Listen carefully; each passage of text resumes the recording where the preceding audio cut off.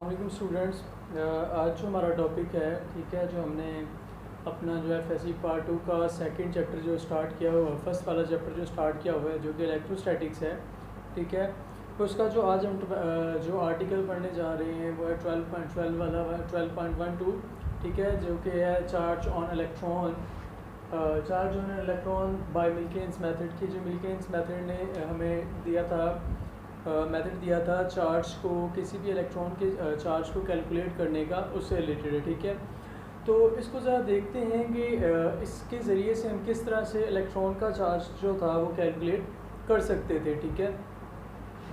तो इसके लिए जो सबसे पहले देखते हैं कि इसके लिए जो अपरेटस है वो हमारे पास कौन कौन सा है, ठीक है।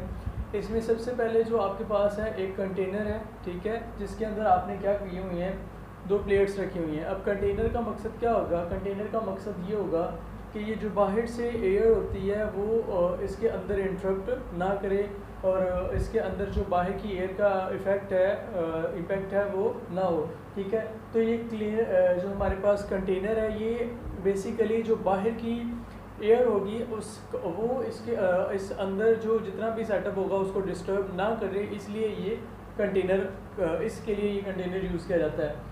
उसके बाद दूसरा इसमें क्या होगा कि इसमें दो प्लेट्स होंगी, ठीक है।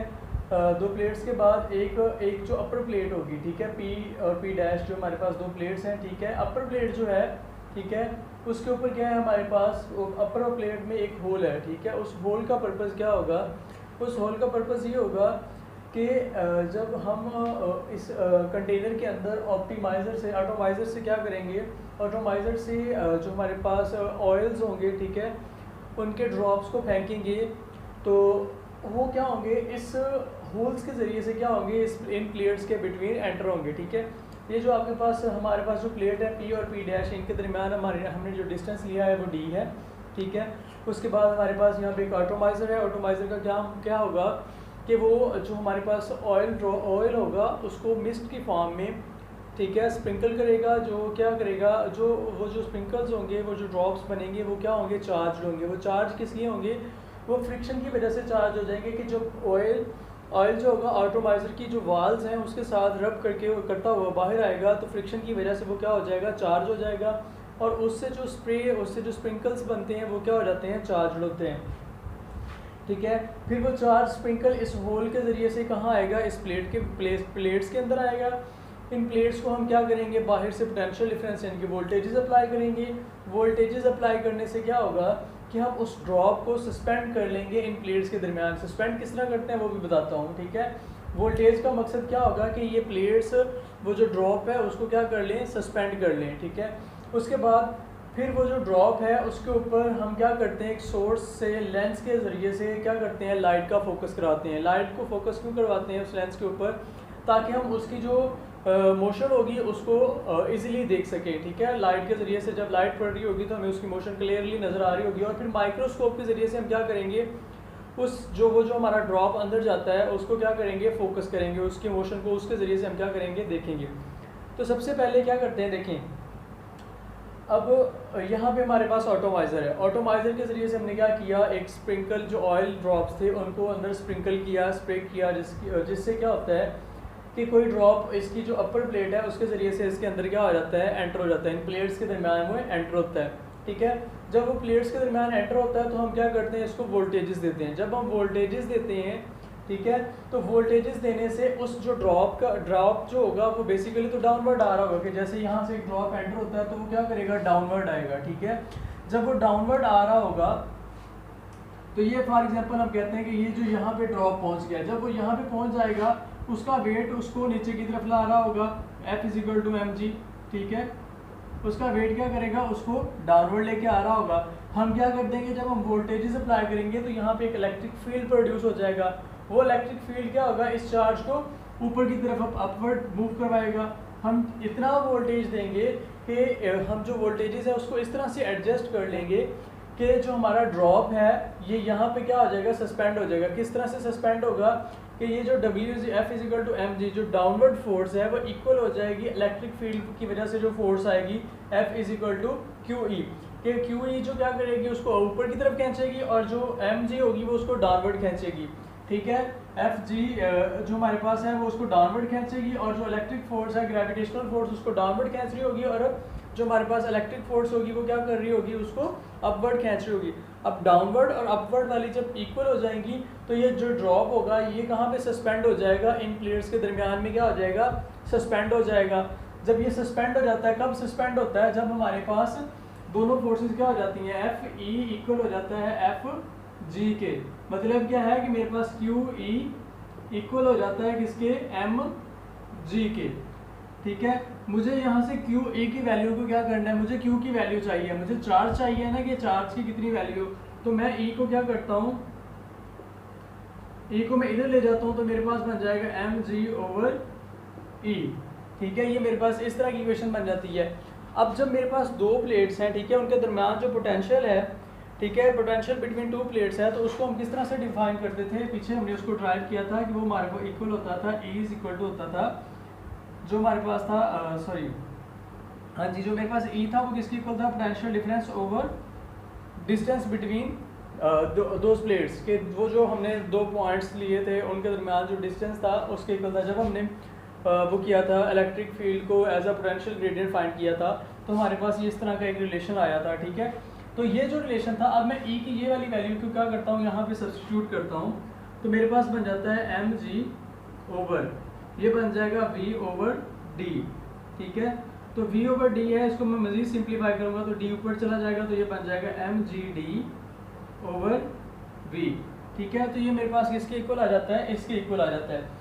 अब मुझे चार्ज की वैल्यू को कैलकुलेट करना है, तो G की वैल्यू का मुझे पता है, D की वैल्यू का मुझे पता है, V का भी मुझे पता है। V क्या है, यहाँ पे V है जो हम वोल्टेजेस उसको अप्लाई कर रहे हैं। ठीक है, जो वोल्टेज अप्लाई करेंगे हमें उसकी वैल्यू का भी पता होगा, D की वैल्यू का भी पता होगा, G की वैल्यू का भी पता होगा। अब हमारे पास रह जाता है M। अगर हमें M की वैल्यू का पता चल जाए तो हम यहाँ से चार्ज को क्या कर लेंगे, कैलकुलेट कर लेंगे। ठीक है, तो मुझे क्या करना है, अब M की वैल्यू को फाइंड करना है। ठीक है, M की वैल्यू को फाइंड करने के लिए मैं क्या करता हूँ, देखें कि अब मुझे M की वैल्यू को कैलकुलेट करना है। तो M की वैल्यू को कैलकुलेट करने के लिए मैं क्या करूँगा कि ये जो मेरे पास पोटेंशियल मैंने इसको दिया हुआ था, जो मैंने इसको करंट दिया हुआ था, वो करंट मैं इन प्लेट्स को बंद कर दूंगा देना। ठीक है, जैसे ही मैं इन प्लेट्स को करंट देना बंद करूँगा तो मेरे पास जो इलेक्ट्रिक फील्ड होगा वो वाली फोर्स खत्म हो जाएगी, सिर्फ एक फोर्स रह जाएगी और वो क्या होगी, डाउनवर्ड फोर्स होगी।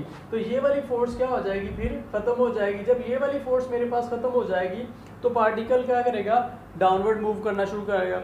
लेकिन हमने देखा है कि ये जो कंटेनर था, ये हमने ये नहीं कहा था कि ये इसके अंदर मतलब स्पेस है क्या, इसमें क्या है, कुछ ना कुछ क्वांटिटी में एयर है। हमने ये नहीं कहा कि हमने इसको एयर लेस कर लिया था, इसमें से एयर को रिमूव किया था, तो इसके अंदर कुछ ना कुछ एयर है। अब हमने जो हमारी जो फ्लूइड डायनामिक्स थी उसमें हमने ये देखा था कि अगर आपके पास कोई मिस्ट पार्टिकल्स हैं, बहुत छोटे छोटे से पार्टिकल्स हैं, ठीक है, उसमें हमने एक टॉपिक पढ़ा था कि वो क्या हो जाते हैं, हमें इस तरह से नज़र आते हैं जैसे एयर में वो सस्पेंडेड हैं। ठीक है, कि वो रुके हुए हैं, जैसे आप फोग वगैरह धूप वगैरह को देखते हो तो हमें लगता है कि जैसे उसमें जो वाटर पार्टिकल्स हैं वो क्या है, हवा में रुके हुए हैं। लेकिन वो रुके हुए नहीं होते हैं, बल्कि वो बहुत ही कम स्पीड के साथ क्या कर रहे होते हैं, नीचे आ रहे होते हैं। असल में वो सस्पेंड हमें इसलिए लग रहे होते हैं उस वक्त क्योंकि जो एक तो वेट उनका बहुत कम होता है जिसकी वजह से वो डाउनवर्ड आ रहे होते हैं, और डाउनवर्ड आने के बायस, ठीक है, उनके ऊपर जो हमारा फ्लूइड जिसमें से वो पास करके आ रहे होते हैं, एयर होती है, एयर में से वो नीचे आ रहे होते हैं, तो वो एयर उसके ऊपर अपवर्ड एक फोर्स लगाती है स्टोक्स लॉ के अकॉर्डिंग, जिसको जो हमारे पास किसके इक्वल होती है, उसको हमने कहा था कि वो फोर्स हमारे पास इक्वल होती है, एफ होती है, वो इक्वल होती है 6 ईटा पाई 6 pi eta r v T.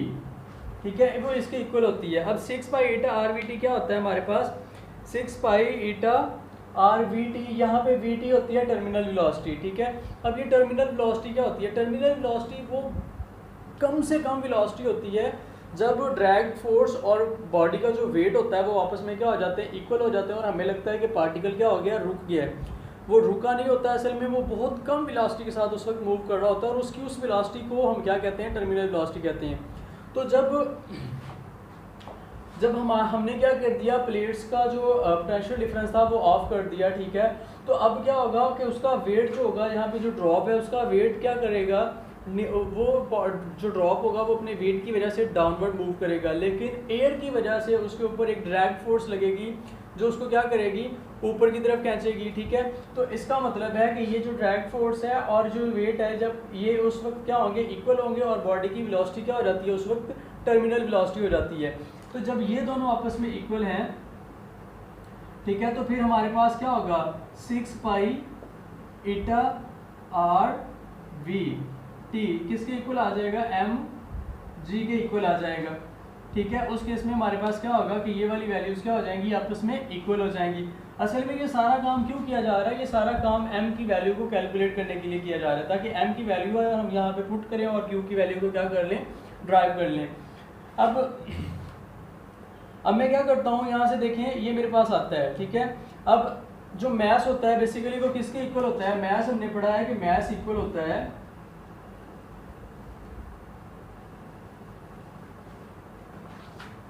जो मैस इक्वल होता है, जो डेंसिटी होती है हमारे पास, सॉरी डेंसिटी जो इक्वल होती है वो किसके इक्वल होती है, मैस ओवर वॉल्यूम के इक्वल होती है। ठीक है, मैस ओवर वॉल्यूम के इक्वल होती है। अब जो मैस होता है वो तो हमने कैलकुलेट करना है, और जो वॉल्यूम है, वॉल्यूम क्या है, अब वॉल्यूम मुझे कैलकुलेट करना है। तो वॉल्यूम जो होती है स्फीयर, क्योंकि ड्रॉप्स क्या होते हैं, स्फीयर की फॉर्म के होते हैं, तो जो स्फीयर क्या वॉल्यूम होता है वो क्या होता है, 4/3 पाई आर क्यूब। तो मैं ये लिख लूँगा, रो किसके इक्वल आएगा, m over 4/3 pi are cube के इक्वल आएगा। ये मेरे पास इसके इक्वल आ गया। अब मैं जब यहाँ से m की वैल्यू निकालूंगा तो ये इधर चला जाएगा, ये इसके साथ जाके क्या हो जाएगा, मल्टीप्लाई हो जाएगा। जब ये मल्टीप्लाई होगा तो मेरे पास किसके इक्वल आएगा, देखिए मैं मल्टीप्लाई करता हूँ इसको,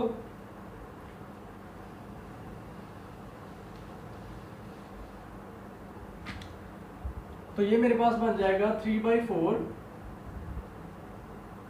ठीक है, ये इधर आके उलट हो जाएगा तो ये बन जाएगा 3/4 और साथ क्या आ जाएगा, pi r square cube, sorry pi are cube, ये इधर डिवाइड हो रहा है, इधर आके क्या हो जाएगा, मल्टीप्लाई, तो ये बन जाएगा 4/3 pi are cube rho is equal to m। ठीक है, ये मेरे पास m की वैल्यू आ गई। अब ये जो वैल्यू m की आई है इसको मैं क्या कर दूंगा, यहाँ पे सब्सटीट्यूट कर दूंगा। जब मैं यहाँ पे सब्सटीट्यूट करता हूँ तो मेरे पास क्या आता है, 6 pi eta r v t is equal to, यहाँ पे क्या आ जाएगा, 4/3 पाई आर क्यूब रो, और यहाँ पे क्या है, बाकी जी।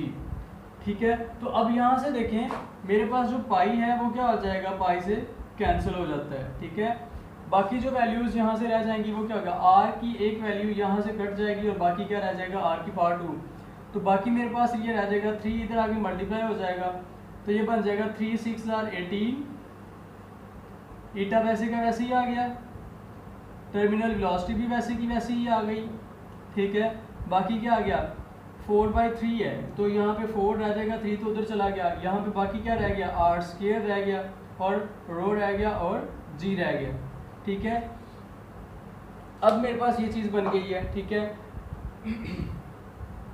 अब मेरे पास ये जो इक्वेशन है, अगर इस इक्वेशन को देखा जाए, ये वाली जो इक्वेशन है, ठीक है, यहाँ से मैं मैस को कैलकुलेट कर सकता हूँ अगर मेरे पास आर की वैल्यू आ जाए। ठीक है, जब यहाँ से मेरे पास आर की जगह मैस की वैल्यू आ जाती है तो वो मैं मैस की वैल्यू यहाँ से कैलकुलेट करने के बाद यहाँ पुट करूँगा और मेरे पास क्या आ जाएगी, चार्ज की वैल्यू आ जाएगी। ठीक है, तो अब मैं यहाँ से आर की वैल्यू को निकालूंगा ताकि यहाँ पे पुट करूँ, और ये आर बेसिकली है क्या, आर वो जो स्फीयर, ये जो ड्रॉप है उसका स्फीयर का रेडियस है। ठीक है, तो मैं यहाँ से आर की वैल्यू को निकाल के क्या करता हूँ, यहाँ पे पुट करता हूँ और इसको मजीद क्या करूँगा, सिंप्लीफाई करूँगा। ठीक है, तो मैं आर की वैल्यू को क्या करता हूँ, अब यहाँ से निकालने के, यहाँ से मैं आर की वैल्यू को निकालता हूँ। जब मैं आर की वैल्यू को निकालूंगा तो क्या आ जाएगी मेरे पास आर की वैल्यू, देखते हैं यहाँ पे देखें, यहाँ से आर को सेपरेट करना है तो इसके साथ 4 आ रहा है, पाई रो आ रहा है और जी आ रहा है, तो इन सबको इधर ये मल्टीप्लाई और इधर आके क्या हो जाएंगे, ये डिवाइड हो जाएंगे।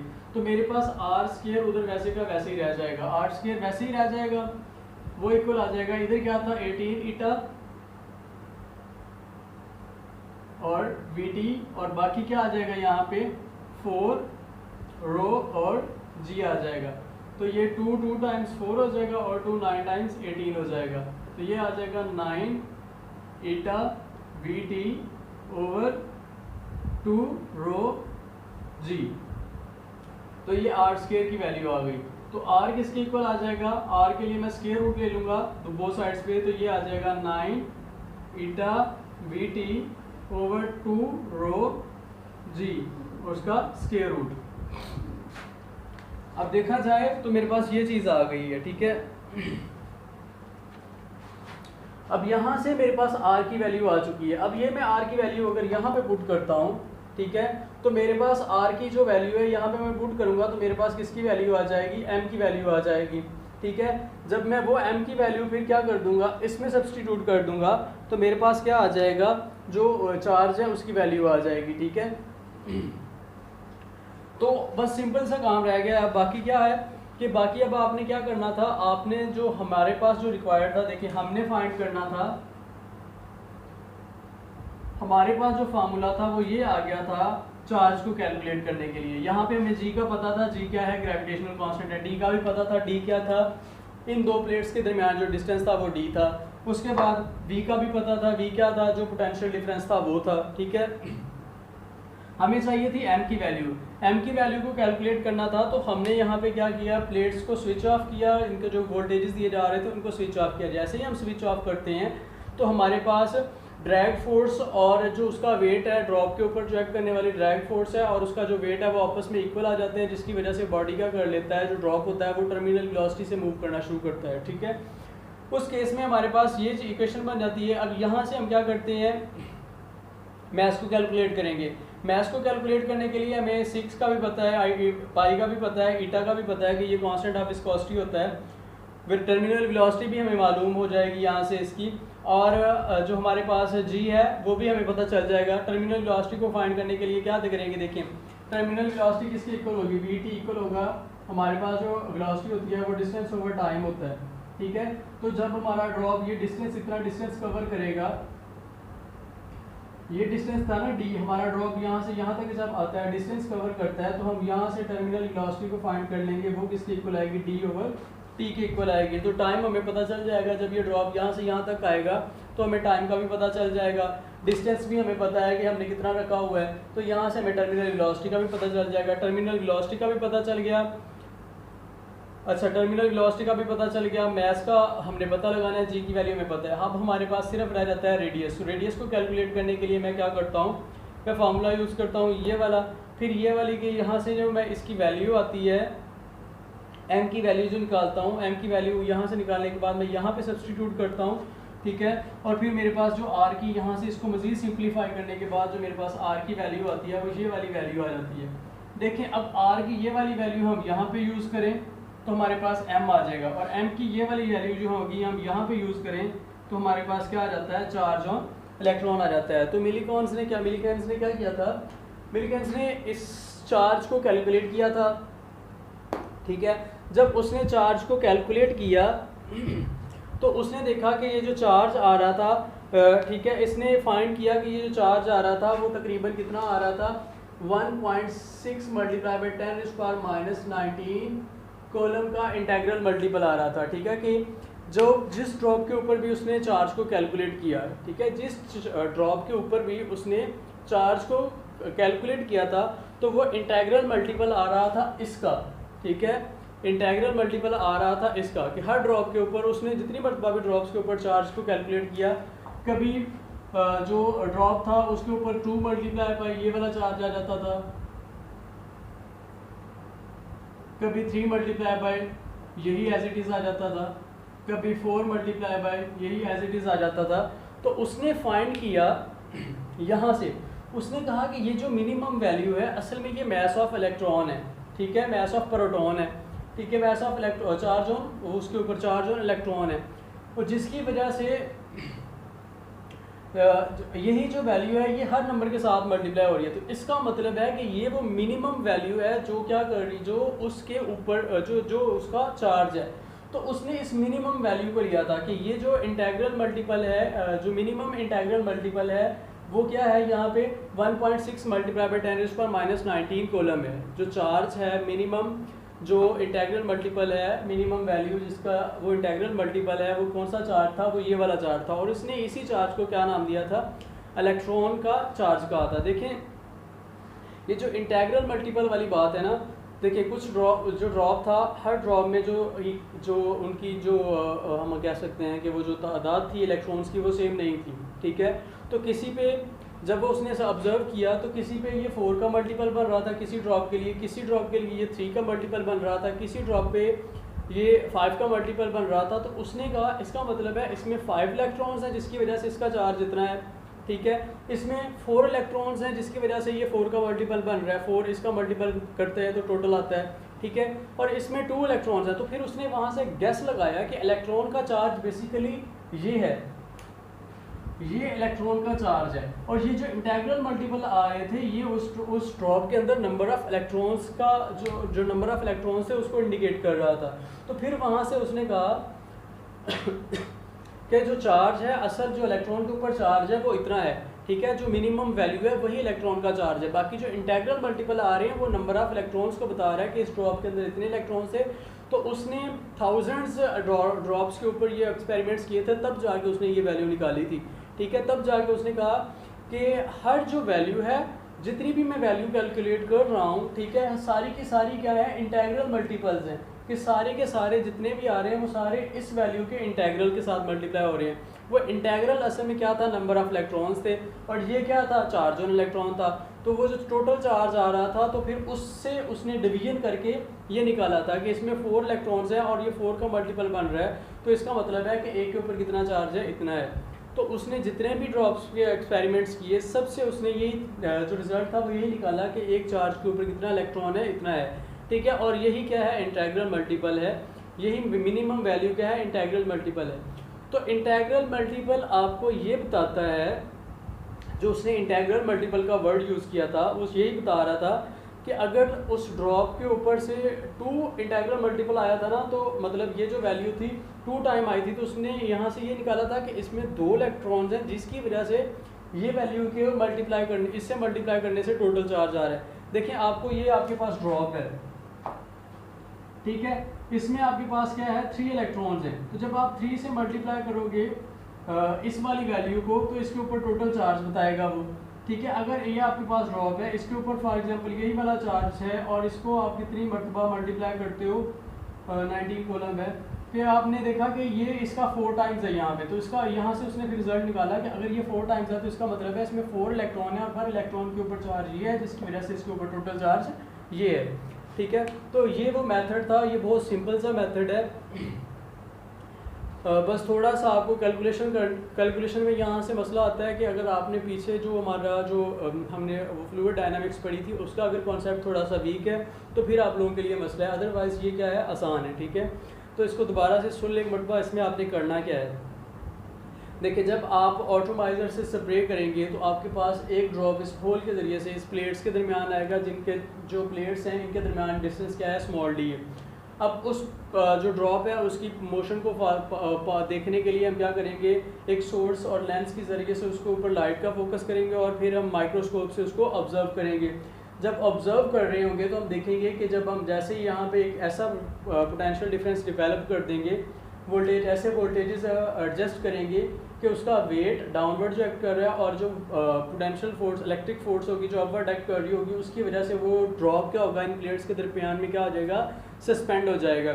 जब वो सस्पेंड हो जाता है तो वहाँ से हमारे पास जो इक्वेशन बनती है, ठीक है, जब वो सस्पेंड हो जाता है तो सस्पेंड होने के बाद हमारे पास यहाँ से एक इक्वेशन बन जाती है, ठीक है। ये इक्वेशन हमें क्या पता बताएगी ये इक्वेशन हमें चार्ज की वैल्यू को कैलकुलेट करने में हेल्प करेगी। अगर हमारे पास क्या आ जाएगी, अगर हमें m की वैल्यू का यहाँ से क्या चल जाए, पता चल जाए। जब हमारे पास यहाँ से m की वैल्यू आ जाएगी, g का तो हमें पता है, d का भी पता है, वोल्टेजेस क्योंकि हमने खुद सप्लाई किए हुए हैं तो हमें उसका भी पता है, तो हमें सिर्फ m की वैल्यू को कैलकुलेट करना पड़ेगा। m की वैल्यू को कैलकुलेट करने के लिए क्या करना है, हमने वोल्टेजेस को स्विच ऑफ कर देना है। फिर क्या करना है, फिर उस ड्रॉप को अंडर जो वो होगी ड्रैग फोर्स होगी उसके अंडर ऑब्जर्व करना है। उसके अंडर जब ऑब्जर्व करेंगे तो वहाँ से हम क्या करेंगे, ये वाला फार्मूला हमारे पास बनेगा। यहाँ से हम m को कैलकुलेट कर सकते हैं इस फार्मूले में, लेकिन यहाँ पे हमारे पास क्या है, r अननोन है। आर की वैल्यू को निकालने के लिए हम ये वाला फार्मूला यूज़ करेंगे कि जो डेंसिटी होती है वो किसके इक्वल होती है, मास ओवर पर वॉल्यूम के इक्वल होती है। ठीक है, यहाँ से फिर हम क्या करते हैं, यहाँ से हम मैस की वैल्यू को यहाँ पुट करते हैं और यहाँ से हम क्या कर लेते हैं, आर की वैल्यू निकाल लेते हैं। जब आर की वैल्यू आपके पास निकल आती है तो आप आर की यही वैल्यू यहाँ पे दोबारा पुट करोगे। दोबारा पुट करने के बाद क्या करेंगे, हम यहाँ से मैस की वैल्यू को कैलकुलेट कर लेंगे और मैस की वैल्यू को यहाँ पुट करके क्या कर लेंगे, जो चार्ज होगा उसको फाइंड कर लेंगे। ठीक है, तो इसकी इंशाल्लाह एक से दो मरतबा आप प्रैक्टिस करेंगे तो ये आपको आ जाएगा। थोड़ा सा कन्फ्यूजन यहाँ पे हो रहा है इसका कि वो जो आपने अगर तो आपका वो जो फ्लूइड डायनामिक्स का कॉन्सेप्ट है वो बहुत अच्छा है तो फिर ये मुश्किल नहीं है, अगर वो थोड़ा सा वीक है तो फिर थोड़ा सी प्रॉब्लम है। तो इसको स्टडी करने से पहले उसका कॉन्सेप्ट बना लीजिएगा ताकि क्या हो, आपको आसानी हो। ठीक है, तब तक इसके बाद हम क्या करेंगे इंशाल्लाह, अपना जो नेक्स्ट लेक्चर है उसमें कैपेसिटर्स को डिस्कस करेंगे। अगर आप में इसमें आपको किसी भी पॉइंट पे कोई भी मसला हो तो आप कमेंट करके पूछ सकते हैं कि हमें फ़लाँ चीज़ में प्रॉब्लम है। तो इंशाल्लाह हम अपने नेक्स्ट लेक्चर के साथ मिलेंगे, तब तक के लिए अल्लाह हाफ़िज़।